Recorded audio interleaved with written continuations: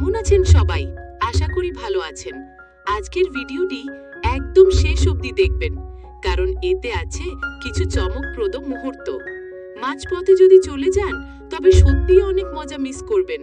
ভিডিওটি যত এগোবে ততই নতুন কিছু দেখতে পাবেন। দেরি না করে চলুন শুরু করি। সেদিন সন্ধ্যায় যখন দুলাভাই আমাদের বাসায় আসছিল, তখন আমি একেবারেই ভাবতে পারিনি রাতটা এমনভাবে গড়িয়ে যাবে। আমি বসেছিলাম বারান্দায়, গরম বাতাস বইছিল, চারপাশে অন্ধকার নামছিল। মা বাবা তখন গ্রামে ছিলেন, বাসায় আমি আর আপু ছাড়া আর কেউ ছিল না। কিন্তু আপু হঠাৎ এক বান্ধবীর বাসায় চলে গেল বলে ঘরে শুধু আমি আর দুলাভাই থেকে গেলাম। আমি ভেবেছিলাম একসাথে বসে গল্প করব, খাওয়া যাওয়া করব, তারপর সে তার রুমে যাবে আর আমি আমার রুমে। কিন্তু ঘটনার শুরুটা হলো যখন দুলাভাই বারবার আমার দিকে এমনভাবে তাকাচ্ছিল যেন তার চোখের ভেতর কিছু লুকানো আছে। আমি চুপচাপ রান্নাঘরে ঢুকে ভাত গরম করছিলাম। হঠাৎ সে পিছন থেকে এসে বলল, শালি, তুমি খুব ক্লান্ত লাগছো, সারাদিন পড়াশোনা করো আর ঘরের কাজও করো। আমি হেসে বলেছিলাম, এগুলো তো অভ্যাস হয়ে গেছে। কিন্তু তখনই মনে হলো তার কণ্ঠস্বরের ভেতর অদ্ভুত এক কোমলতা আছে। আমি ভাত আর তরকারি টেবিলে দিলাম, সে আমার সামনে বসলো। খেতে খেতে বারবার আমার দিকে তাকাচ্ছিল। আমি চোখ নামিয়ে রাখছিলাম, কারণ দুলাভাইয়ের চোখের ভেতর এক ধরনের তীক্ষ্ণ দৃষ্টি ছিল যা আমার বুক ধুকপুক করাচ্ছিল। আমি বললাম, খাওয়ায় মন দাও। সে হেসে বলল, আমি মন দিচ্ছি, তবে তোমার দিকে তাকালেই মন আরো ভালো হয়ে যায়। আমি কিছুক্ষণ চুপ করেছিলাম, তারপর বললাম, এসব কথা ঠিক না, তুমি আমার দুলাভাই, এসব মানায় না। সে বলল, কথা বললেই যদি একটু সমস্যা হয় তবে না বলি, কিন্তু আমার চোখ তো আটকাতে পারি না। আমি ভিতরে ভিতরে শিউরে উঠছিলাম, কারণ বুঝতে পারছিলাম সে অন্য কিছু ভাবছে। রাত বাড়তে লাগলো। খাওয়া শেষে আমি বাসন মাজছিলাম, হঠাৎ সে রান্নাঘরে এসে দাঁড়ালো। খুব কাছে দাঁড়ানোতে আমার শ্বাস আটকে যাচ্ছিল। সে বলল, শালি, একটু গল্প করি? আমি বললাম, এখন দেরি হয়ে গেছে, কাল কথা হবে। কিন্তু সে বলল, আজকেই তো সুযোগ, আপু নেই, বাসা ফাঁকা। আমি ভয় পেয়েছিলাম, তবে একই সাথে কৌতূহল হচ্ছিল, কি বলতে চাইছে সে। আমি হাত মুছে তার দিকে তাকালাম। সে বলল, তোমাকে অনেক কিছু বলার ছিল, কিন্তু কখনো বলার সাহস পাইনি। আমি জিজ্ঞেস করলাম, কেমন কথা?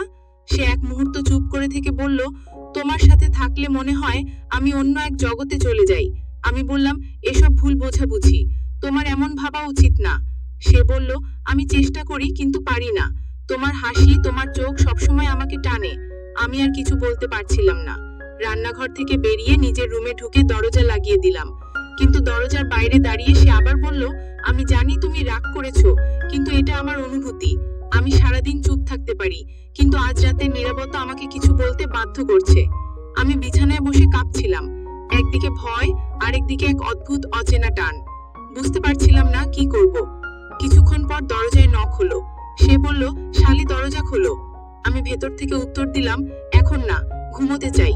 সে বলল, ঠিক আছে, কিন্তু মনে রেখো, আমি তোমাকে একদিনও উপেক্ষা করতে পারিনি। আমি চুপ করে কান পাতলাম। শুনলাম তার পায়ের শব্দ দূরে সরে যাচ্ছে, তবুও বুকের ভেতর ধুকপুকানি থামছিল না। আমি আলো নিভিয়ে অন্ধকারে বসেছিলাম। মনে হচ্ছিল এই রাতটা হয়তো আমার জীবনের মোড় ঘুরিয়ে দেবে, যদিও তখনও জানতাম না পরের ঘটনা আমাকে কতটা নাড়িয়ে দেবে। আমি শুধু ভাবছিলাম, এভাবে কি সম্পর্কের সীমা টিকে থাকবে নাকি ভেঙে যাবে? রাত তখন আরো গভীর হচ্ছিল, বাইরে ঝিঝি পোকা ডাকছিল। আমি জানতাম আমার ঘুম আসবে না, কারণ আমার ভিতরের অস্থিরতা প্রতিটা মুহূর্তে বাড়ছিল। রাত বাড়তে থাকলো, আমি শুয়ে থেকেও ঘুমাতে পারছিলাম না। বারবার মনে হচ্ছিল দুলাভাই ঠিক পাশের ঘরেই আছে, আর তার চোখের সেই অদ্ভুত দৃষ্টি আমার ভেতর কাঁপন ধরাচ্ছে। আমি বারবার নিজেকে বোঝাচ্ছিলাম আমি ভুল ভাবছি, কিন্তু মনে হচ্ছিল যেন দরজার ওপাশে তার উপস্থিতি টের পাচ্ছি। হঠাৎ করেই দরজা আস্তে খুলে গেল। আমি অবাক হয়ে উঠে বসলাম। দুলাভাই ভেতরে ঢুকে দরজা ভেজিয়ে দিল। আমি কেঁপে উঠে বললাম, এটা কি করছো? সে শান্ত স্বরে বলল, ভয় পেও না, শুধু একটু কথা বলতে এসেছি। আমি রাগ দেখিয়ে বললাম, এসব সময় কথা বলার না, কাল সকালে বলো। সে ধীরে ধীরে এগিয়ে এসে বলল, শালি, আমি জানি তুমি আমাকে শুধু দুলাভাই হিসেবেই দেখো, কিন্তু আমি তোমাকে অন্য চোখে দেখি অনেক দিন ধরে। আমি তখন থম মেরে বসেছিলাম, ভেতরে ভেতরে ভয়ও পাচ্ছিলাম, আবার কৌতূহলও হচ্ছিল, কারণ তার চোখে যেটা দেখছিলাম সেটা ছিল অদ্ভুত রকমের সত্যি। আমি বললাম, এসব বলা উচিত হয়নি, আমাদের মধ্যে দূরত্ব থাকা দরকার। সে বলল, দূরত্ব যদি এত সহজে রাখা যেত তাহলে আমি রাখতাম, কিন্তু প্রতিবার তোমার সামনে দাঁড়ালে আমি নিজেকে সামলাতে পারি না। আমি বললাম, তুমি বুঝতে পারছো তো তুমি যা বলছো সেটা ঠিক না? সমাজ, সম্পর্ক সবকিছু ভেঙে যাবে। সে বলল, আমি জানি, তবু মনকে মানাতে পারছি না। তার কণ্ঠ এতটাই দৃঢ় ছিল যে আমি থেমে গেলাম। সে ধীরে ধীরে খাটের কাছে এসে বসলো। আমি একটু সরতে চাইলাম, কিন্তু জায়গা পাচ্ছিলাম না। বুকের ভেতর তখন প্রচন্ড ধুকপুকানি। সে বলল, তুমি চাইলে আমি আর কিছু বলবো না, কিন্তু সত্যিটা একবার জানতেই হতো। আমি বললাম, এখন দয়া করে বেরিয়ে যাও, আমি চাই না কোনো ভুল হোক। সে দীর্ঘশ্বাস ফেলে বলল, ঠিক আছে, তবে মনে রেখো, আমি শুধু তোমার কাছেই সত্যিকারের নিজের মতো থাকতে পারি, আমি কারো কাছে এমন সাহস পাই না। আমি চুপ করেছিলাম। আমার ভেতরে অদ্ভুত এক টানাপোড়েন চলছিল। একদিকে দায়িত্ববোধ, আরেকদিকে এক অচেনা অনুভূতি। সে উঠে দাঁড়ালো, দরজা খুলে বাইরে চলে গেল। আমি ভেতরে বসে মাথা হাতে নিলাম। মনে হচ্ছিল আমি এক অজানা ঝড়ে পড়ে গেছি।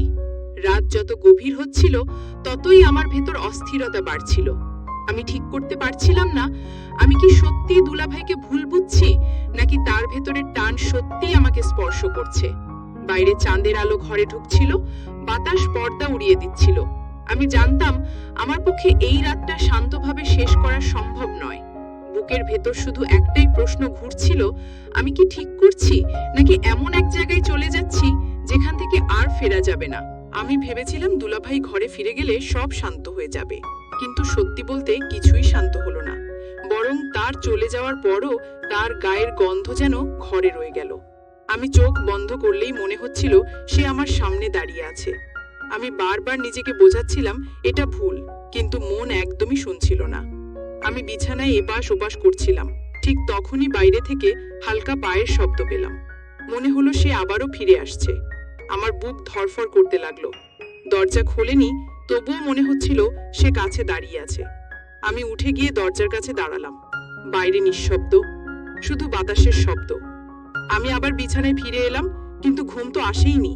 মাথায় শুধু তার কথাগুলো ঘুরছিল। তুমি চাইলে আমি কিছু বলবো না, কিন্তু সত্যিটা একবার জানতেই হতো। এই লাইনটা বারবার কানে বাজছিল। আমি ভাবছিলাম, সত্যিই কি সে আমার প্রতি এতটা টান অনুভব করে, নাকি হঠাৎ আবেগে এসব বলছে। হঠাৎ জানালার পর্দা সরে গিয়ে বাইরে থেকে চাঁদের আলো আমার মুখে পড়ল। সেই আলোতে মনে হলো আমি কোনো নাটকের চরিত্র যে আটকে গেছে নিষিদ্ধ এক দ্বন্দ্বে। আমি মনে মনে প্রার্থনা করছিলাম রাত যেন দ্রুত কেটে যায়, কিন্তু প্রতিটা মিনিট যেন ঘন্টার মতো দীর্ঘ হয়ে যাচ্ছিল। হঠাৎ আমার ফোনে মেসেজ এলো। হাত কাঁপতে কাঁপতে ফোন হাতে নিলাম। দেখলাম দুলাভাই লিখেছে, যদি পারো একটু বারান্দায় আসো। আমি প্রথমে ভয়ে কেটে উঠলাম, তারপর নিজেকে সামলে ভাবলাম যাওয়া উচিত নয়, কিন্তু পা যেন নিজে থেকেই টানছিল। আমি আস্তে করে দরজা খুলে বারান্দায় গেলাম। সেখানে দাঁড়িয়ে সে চাঁদের আলোয় আমার দিকে তাকিয়েছিল। তার চোখে ভয় আর আকুলতা মিলেমিশে ছিল। আমি বললাম, তুমি কেন এমন করছো? সে ধীরে বলল, কারণ আমি আর অভিনয় করতে পারছি না। আমি ভাবলাম, যদি এই মুহূর্তে আমি ফিরে যাই তবে হয়তো সবকিছু সহজ হয়ে যাবে, কিন্তু আমার ভেতরের কৌতূহল আমাকে থামিয়ে দিল। আমি দাঁড়িয়ে রইলাম। সে বলল, শালি, আমি জানি তুমি হয়তো আমাকে ঘৃণা করবে, কিন্তু তোমাকে ছাড়া আমার দিন কাটে না। আমি বললাম, এসব ভুল। তবু আমার গলা কেঁপে যাচ্ছিল। সে ধীরে ধীরে এগিয়ে এলো। আমি পিছিয়ে দেয়ালে ঠেকলাম। আমাদের মাঝে আর কোনো ভাগ রইল না। আমি চোখ নামিয়ে ফেললাম। বুকের ভেতর কাঁপন থামছিল না। সেই মুহূর্তে মনে হচ্ছিল সীমারেখা একদম ভেঙে পড়েছে। আমি শুধু ফিসফিস করে বললাম, ফিরে যাও দয়া করে। সে কিছুক্ষণ থেমে আমার দিকে তাকিয়ে রইল। তারপর দীর্ঘশ্বাস ফেলে বলল, ঠিক আছে, তবে জেনে রাখো আজ তোমার চোখ আমাকে সব বলে দিয়েছে। আমি চমকে উঠলাম, কারণ সত্যিই আমি চোখ নামালেও আমার ভেতরের দ্বন্দ্ব হয়তো তার চোখে ধরা পড়েছিল। সে ধীরে ধীরে সরে গেল। আমি আবার ঘরে ঢুকে দরজা বন্ধ করলাম, কিন্তু এবার ঘরের নিস্তব্ধতা আরো ভারী হয়ে এলো। মনে হচ্ছিল আমি শুধু একা নই, আমার সাথে তার দৃষ্টি, তার কণ্ঠ, তার অদ্ভুত স্বীকারোক্তি আমাকে ঘিরে আছে, আর আমি কিছুতেই সেখান থেকে পালাতে পারছি না। সেই রাতের পর আমি ভেবেছিলাম সবকিছু হয়তো শেষ হয়ে গেছে, কিন্তু পরের দিন যখন সকালে ঘুম ভাঙলো তখনও মনে হচ্ছিল তার দৃষ্টি আমার চোখের ভেতর গেঁথে আছে। আমি আয়নার সামনে দাঁড়িয়ে নিজের মুখ দেখছিলাম। মনে হচ্ছিল আমি আর আগের আমি নেই। ভেতরে যেন এক অদ্ভুত পরিবর্তন হয়ে গেছে। দুলাভাই তখনও ঘরে ছিল। আমি রান্নাঘরে গিয়ে নাস্তা তৈরি করতে লাগলাম। হঠাৎ সে এসে দাঁড়ালো দরজার কাছে। শান্ত স্বরে বলল, শালি, তুমি কি আমার উপর খুব রাগ করেছো? আমি কিছু বললাম না, শুধু চুপচাপ কাজ করতে লাগলাম। সে এগিয়ে এসে বলল, তুমি কিছু না বললেও আমি তোমার নীরবতায় সব বুঝতে পারছি। আমি বললাম, তুমি এসব আর বলো না, আমাদের সম্পর্ক এমন নয়। সে দীর্ঘশ্বাস ফেলে বলল, আমি জানি, কিন্তু হৃদয় কখনো সম্পর্কের নিয়ম মানে না। আমি মাথা নিচু করে বললাম, তুমি জানো না আমি কেমন অবস্থার ভেতর দিয়ে যাচ্ছি। সে বলল, জানি, আর সেজন্যই বারবার তোমার সামনে আসছি। আমি বললাম, তুমি কি বুঝতে পারছো এটা কত বড় ভুল? সে বলল, হ্যাঁ বুঝি, কিন্তু তবুও তোমার চোখ আমাকে থামতে দেয় না। আমি চুপ করে দাঁড়িয়ে রইলাম। রান্নাঘরের ভেতরে নিস্তব্ধতা নেমে এলো, শুধু চুলার আগুনের শব্দ হচ্ছিল। আমি মনে মনে ভাবছিলাম, যদি সত্যিই আমি দৃঢ় হতে পারতাম, তবে হয়তো তাকে এভাবে আমার কাছে আসতে দিতাম না। কিন্তু কেন জানি না আমার পা শক্ত হচ্ছিল না। আমি একসময় রান্না শেষ করে টেবিলে রাখলাম। সে আমার সামনে চেয়ারে বসলো। দুজনেই নাস্তা করছিলাম, কিন্তু কথা হচ্ছিল না। হঠাৎ সে বলল, তুমি চাইলে আমি আর আসবো না, কিন্তু প্রতিশ্রুতি দাও একবার শুধু সত্যি করে আমার চোখের দিকে তাকাবে। আমি কেঁপে উঠে বললাম, কেন বারবার এমন কথা বলছো? সে বলল, কারণ আমি চাই তুমি নিজেই অনুভব করো তোমার ভেতরে কি চলছে। আমি কোনো উত্তর দিলাম না, শুধু মাথা নিচু করে খেয়ে যাচ্ছিলাম। কিন্তু সত্যি বলতে, তার প্রতিটি কথা আমার ভেতর ঝড় তুলছিল। নাস্তা শেষে আমি নিজের রুমে চলে গেলাম। দরজা ভেজিয়ে বিছানায় শুয়ে রইলাম। জানালার ফাঁক দিয়ে আলো ঢুকছিল। আমার চোখ বন্ধ হয়ে আসছিল, কিন্তু ঘুম আসছিল না। মাথার ভেতর শুধু সেই কথা ঘুরছিল, হৃদয় কখনো সম্পর্কের নিয়ম মানে না। আমি ভাবছিলাম, সত্যিই কি আমি তাকে অন্যভাবে দেখতে শুরু করেছি, নাকি এটা শুধু এক রাতের বিভ্রম। কিন্তু যতই অস্বীকার করি, মনে হচ্ছিল আমি আস্তে আস্তে তার টানে ভেসে যাচ্ছি। সন্ধ্যায় আবার দেখা হলো। আমি বসেছিলাম বারান্দায়। সে এসে পাশে বসলো। কিছুক্ষণ চুপ থেকে বলল, শালি, আমি জানি তুমি কিছু বলবে না, কিন্তু তোমার নীরবতা আমাকে ভেতর থেকে ভেঙে দিচ্ছে। আমি তার দিকে তাকালাম না, শুধু বললাম, চুপ করে থাকো। সে হাসলো, বলল, তুমি যতই চুপ করো, ততই আমি তোমার কাছ থেকে শব্দ শুনতে চাই। আমি আর সহ্য করতে পারছিলাম না। উঠে দাঁড়িয়ে বললাম, আমার আর ভালো লাগছে না। সে হাত বাড়িয়ে বলল, থাকো, আমি কিছুই করব না, শুধু বসো। আমি থেমে গেলাম, আবার বসে পড়লাম, কারণ সত্যিই আমার পক্ষে সরে যাওয়া কঠিন হয়ে যাচ্ছিল। আমি বুঝতে পারছিলাম এই টানাপোড়েনের শেষ কোথায় জানি না, কিন্তু প্রতিটি মুহূর্তে আমি সীমারেখা থেকে সরে আসছিলাম, আর হয়তো একদিন আমি আর ফিরতে পারবো না। সেই সন্ধ্যায় যখন আমি বারান্দায় বসেছিলাম, তখন বাতাসে এক ধরনের অদ্ভুত ভারী গন্ধ ছিল। মনে হচ্ছিল চারপাশের নীরবতা আমার বুকের ভেতরের অস্থিরতার মতোই জমাট বেঁধে আছে। দুলাভাই এসে পাশে দাঁড়াতেই আমি টের পেলাম তার উপস্থিতি আমার শরীর কাঁপিয়ে দিচ্ছে। আমি চোখ ফিরিয়ে রাখতে চাইলাম, কিন্তু পারলাম না। সে শান্ত কণ্ঠে বলল, শাড়ি, তুমি যদি সত্যিই মনে করো আমি ভুল করছি, তবে আমাকে থামাও, আমি আর কিছু বলবো না। আমি কিছুক্ষণ চুপ করে থেকে বললাম, তুমি কেন বারবার আমাকে এমন অবস্থায় ফেলছো? সে দীর্ঘশ্বাস ফেলে বলল, কারণ আমি নিজেকে আটকাতে পারছি না। তোমার নীরবতাই আমাকে সাহস দেয়। আমি বললাম, নীরবতা মানে সম্মতি নয়। সে বলল, তবুও নীরবতা অনেক সময় সবকিছু বলে দেয়। আমি হঠাৎ চমকে উঠলাম, কারণ সত্যিই আমি নীরব থাকলেও ভেতরে ভেতরে কত কিছু চলছিল, যা হয়তো আমার চোখে ধরা পড়ছিল। সে আমার খুব কাছে এসে দাঁড়ালো। আমি দেয়ালে ঠেকলাম, বুক ধড়ফড় করছিল।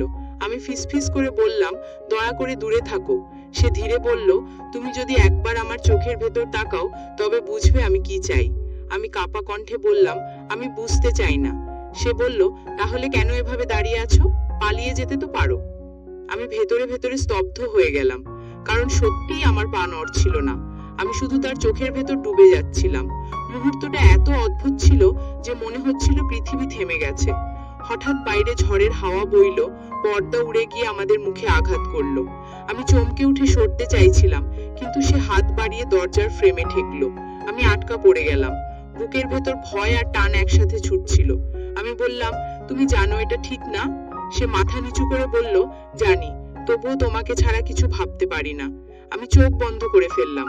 মনে হচ্ছিল আমি এক অচেনা আবেগের ভেতর হারিয়ে যাচ্ছি। কিছুক্ষণ নিস্তব্ধতা ছিল, শুধু ঝড়ের শব্দ হচ্ছিল। তারপর সে ধীরে ধীরে সরে গেল। সেই রাতের পর আমি মনে মনে প্রতিজ্ঞা করেছিলাম আমি আর দুলাভাইয়ের চোখের দিকে তাকাবো না, কারণ তার চোখে এমন এক টান আছে যা আমাকে দুর্বল করে দেয়। কিন্তু মানুষ যত বেশি কিছু থেকে পালাতে চায় ততই সে জড়িয়ে যায়। কয়েকদিন পর এক রাতে বাসায় আমি আর দুলাভাই একা ছিলাম। আপু বাইরে গেছে আর মা বাবা তখনও গ্রামে। আমি বই হাতে পড়ার চেষ্টা করছিলাম, কিন্তু মন বসছিল না। হঠাৎ দরজায় টোকা পড়ল। আমি বললাম, কি হয়েছে? সে ভেতরে এসে চুপচাপ দাঁড়ালো। আমি বই নামিয়ে বললাম, তুমি কি আবার একই কথা বলতে এসেছো? সে ধীরে বলল, না, আজ কিছু বলতে আসিনি, শুধু তোমার পাশে বসতে চাই। আমি বললাম, এটা কি ঠিক হবে? সে মৃদু হেসে বলল, ঠিক ভুলের হিসাব করলে হয়তো কিছুই বাকি থাকবে না। আমি শুধু চাই তুমি জানো আমি কেমন অনুভব করি। আমি চুপ করে রইলাম। সে আমার বিছানার পাশে বসলো। আমরা দুজনেই কিছু বলছিলাম না। ঘরের ভেতর নিস্তব্ধতা জমে উঠছিল। হঠাৎ সে বলল, শানি, তুমি কি সত্যি একবারও আমাকে ভিন্নভাবে দেখোনি? আমি কেঁপে উঠলাম, কারণ এই প্রশ্নটা আমার ভেতরের সত্যিকে নাড়িয়ে দিল। আমি ধীরে বললাম, আমি জানি না, হয়তো দেখেছি, হয়তো না। সে হাসলো, বলল, তাহলে তুমি আর আমার মধ্যে পার্থক্য কম। আমি মাথা নিচু করে নীরব থাকলাম। কিছুক্ষণ পর সে বলল, তুমি যদি চাও আমি এখানেই থেমে যাব। আমি তার দিকে তাকালাম। দেখলাম তার চোখে ভয়ের সাথে সাথে এক অদ্ভুত কোমলতা। আমি বললাম, থামা যদি এত সহজ হতো তবে ভালো হতো। সে কাছে ঝুঁকে বলল, তাহলে তুমিও আমার মতোই আটকে গেছো। আমার ঠোঁট শুকিয়ে যাচ্ছিল, বুকের ভেতর ধুকপুকানি বেড়ে যাচ্ছিল। আমি ফিসফিস করে বললাম, তুমি জানো এটা আমাদের কারোর জন্যই সহজ নয়। সে বলল, সহজ না বলেই তো সত্যি। আমি চোখ বন্ধ করে ফেললাম। মনে হচ্ছিল আমি নিজেকে হারিয়ে ফেলছি, কিন্তু একই সাথে অদ্ভুতভাবে মুক্তও হচ্ছি। মুহূর্তটা যেন আমাদের দুজনকে বেঁধে ফেললো। তারপর হঠাৎ সে উঠে দাঁড়ালো, দরজার কাছে গিয়ে বলল, আমি প্রতিশ্রুতি দিচ্ছি তোমাকে কখনো কষ্ট দেব না, কিন্তু এই সত্যিটা আজীবন আমার ভেতরে থাকবে। আমি স্তব্ধ হয়ে রইলাম। মনে হচ্ছিল আমার ভেতর ভাঙন ধরলো, আবার গড়ে উঠল। সে বেরিয়ে গেল। দরজা আস্তে বন্ধ হয়ে গেল। আমি বিছানায় বসে ভাবছিলাম, আমি কি সত্যিই ভুল করছি, নাকি এমন এক অনুভূতির কাছে হার মানছি যেটা থামানো সম্ভব নয়। জানালার ফাঁক দিয়ে চাঁদের আলো আমার মুখে পড়ছিল। আমি বুঝতে পারছিলাম আমার জীবন আর আগের মতো থাকবে না, কারণ একবার যে সীমারেখা ভাঙে তার ভেতরে আর পুরনো নিয়ম মানতে ইচ্ছে করে না। সেদিন থেকে প্রতিটা রাত আমার জন্য নতুন এক দ্বন্দ্ব হয়ে উঠল। আমি ভেবেছিলাম সময় সব মুছে দেবে, কিন্তু আসলে সময় সেই মুহূর্তগুলোকে আরো গভীর করে